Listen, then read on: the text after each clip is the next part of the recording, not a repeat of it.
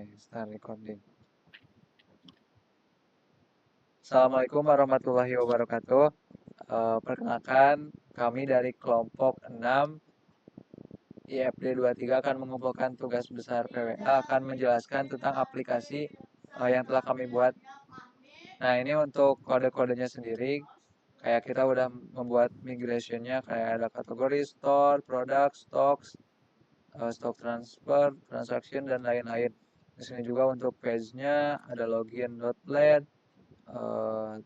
Untuk outnya kita membuat outnya itu dari Speti ya. Speti kita udah install Speti-nya.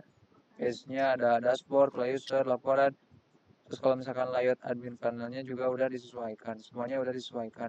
Agar menghemat waktu, langsung aja kita ke penjelasan front end-nya yang akan disampaikan oleh Dwiki Chandra Wahyudi. Kepada Dwiki dipersilakan. Ya, untuk pertama saya akan menjelaskan dashboard. Nah, di dashboard ini tuh kita sebagai Ayo Rik, login dulu Ki. Sorry. Oke, sekarang saya akan menjelaskan bagian login untuk ke dashboard. Nah, sebelum kita masuk ke dashboard, kita akan memasukkan dulu email dan passwordnya. Itu ada beberapa cabang ya yang nanti kita coba, yang akan dijelaskan oleh Salman. Tapi sekarang kita akan mencoba dulu yang pusat.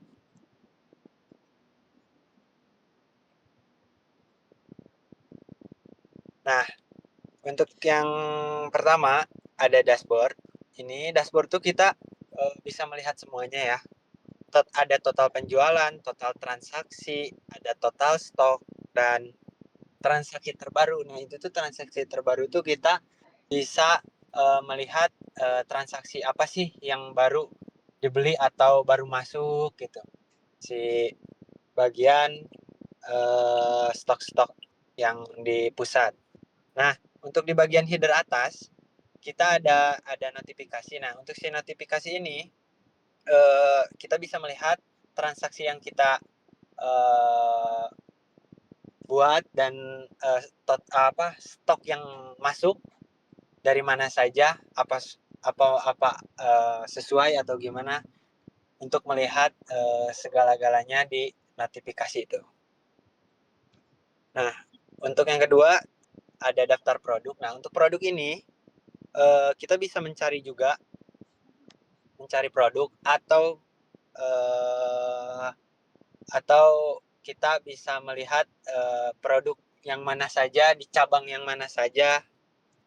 Nah, kita bisa memasukkan juga, misalkan kita mau masukkan stok minyak atau apapun. Nah, kita juga bisa cari langsung gitu, karena kan stok sebanyak itu. Nah, untuk yang ketiga ada transaksi kasir. Nah, untuk transaksi kasir kita bisa melihat daftar produk yang tersedia. Nah, nanti kita bisa tambahin total barang kita yang masukin ke transaksi itu berapa buat kita payment gitu. Nanti di keranjang kanan bawah tuh kita bisa terlihat bahwa kita masukin barang minyak atau apapun, nanti ada penotalan bayarnya juga. Nah, untuk keempat akan dijelaskan oleh Salman. Saya kembalikan lagi ke Salman.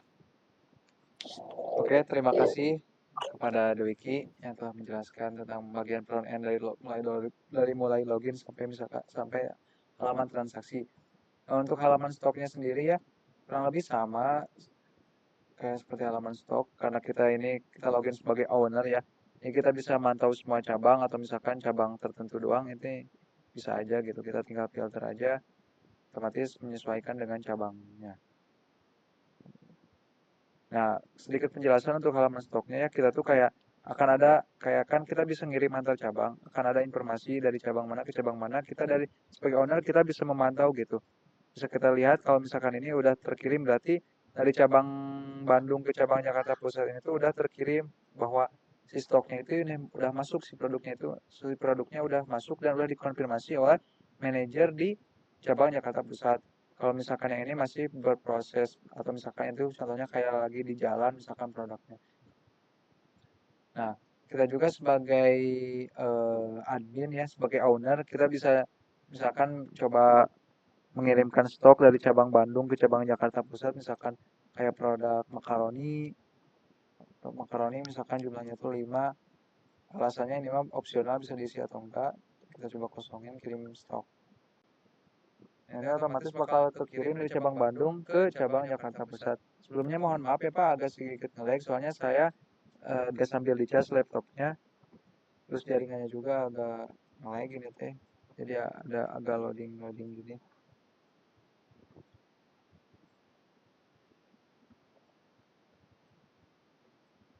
Nah, otomatis itu transfer stok berhasil dibuat dan menunggu konfirmasi cabang tujuan. Jadi tinggal menunggu konfirmasi.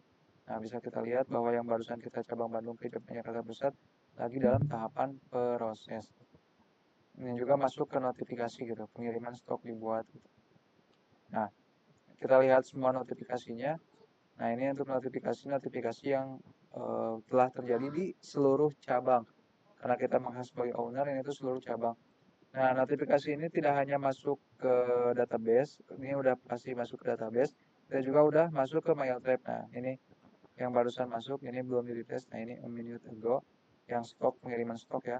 Nah, ini ada cabang Jakarta Pusat menunggu konfirmasi, jadi belum dikonfirmasi. Ini yang tadi telah kita coba juga, semuanya masuk ke MyOutTrap gitu, untuk notifikasinya.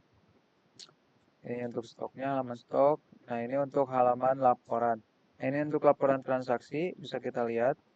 Ini kita sebagai owner bisa lihat gitu transaksi yang telah terjadi. Ini kan di semua cabang. Kita juga bisa filter, misalkan transaksi di Bandung misalkan. Bentar ini lagunya.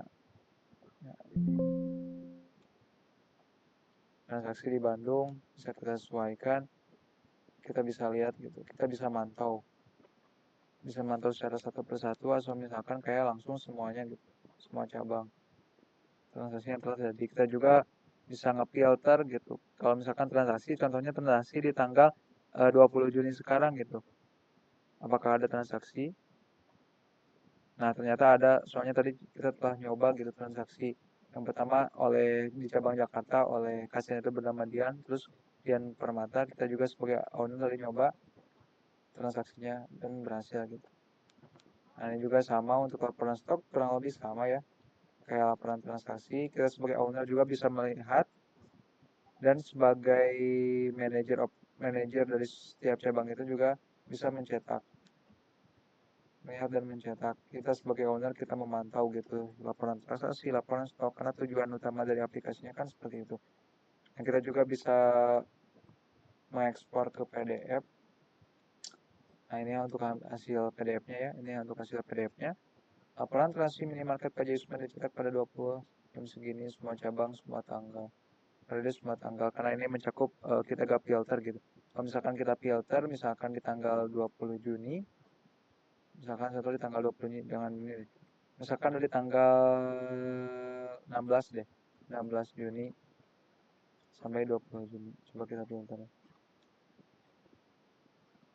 Nah, ada sekitar 6 transaksi, contohnya segini. Kita coba cetak, dan hasilnya akan seperti ini. Periode 2026 tanggal 16 Juni sampai 2026 tanggal 20 Juni. Ini untuk transaksinya. PDF-nya kalau misalkan Excel juga kurang lebih sama, tapi untuk tampilnya kurang lebih seperti ini.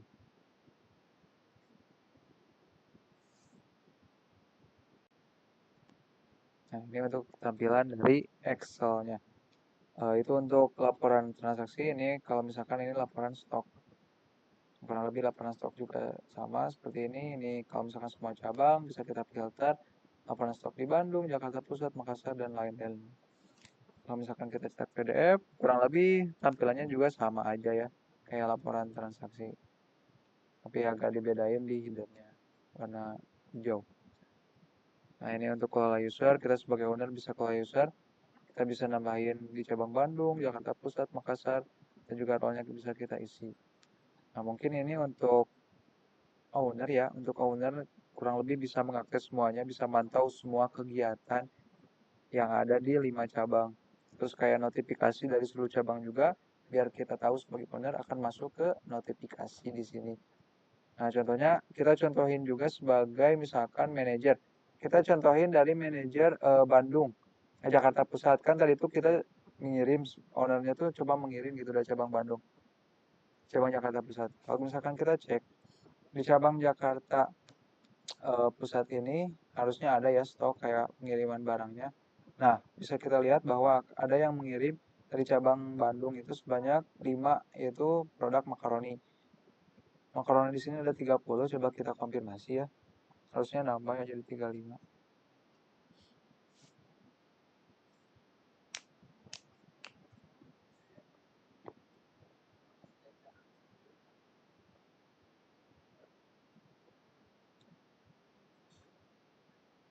Itu agak juga karena kita memakai mail trap ya, jadi masuk ke email, jadi notifikasinya agak lama gitu.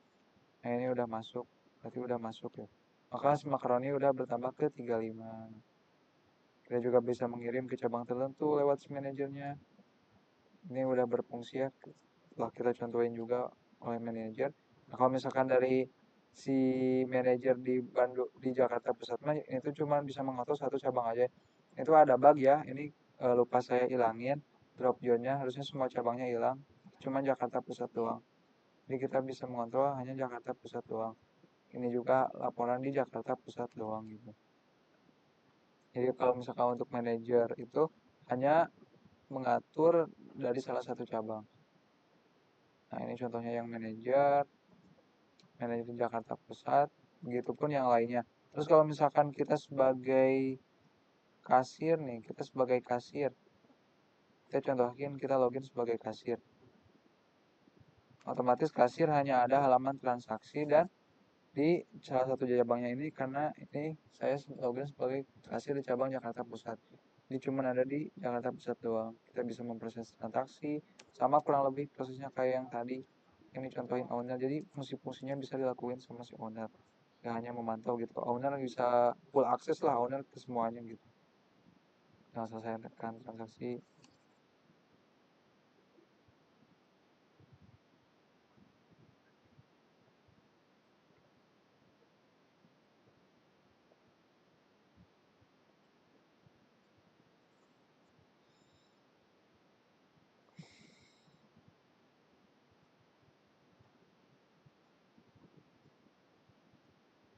Nah, ini transaksinya berhasil disimpan, berarti telah dilakuin.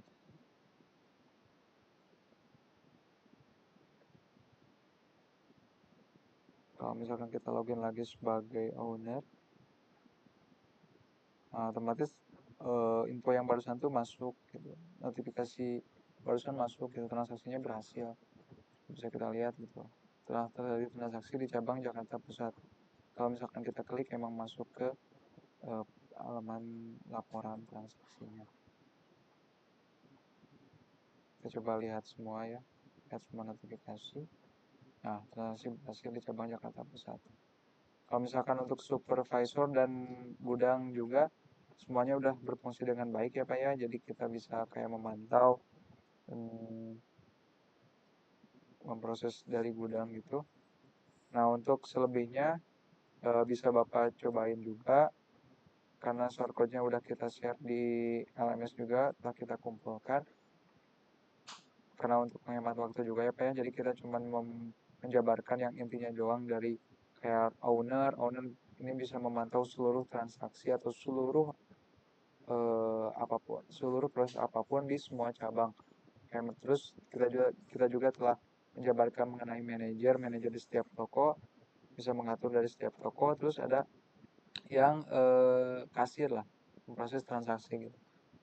Mungkin cukup sekian ya Pak untuk penjelasan dari kelompok kami. Selebihnya mohon maaf bila ada kekurangan. Terima kasih. Wassalamualaikum warahmatullahi wabarakatuh.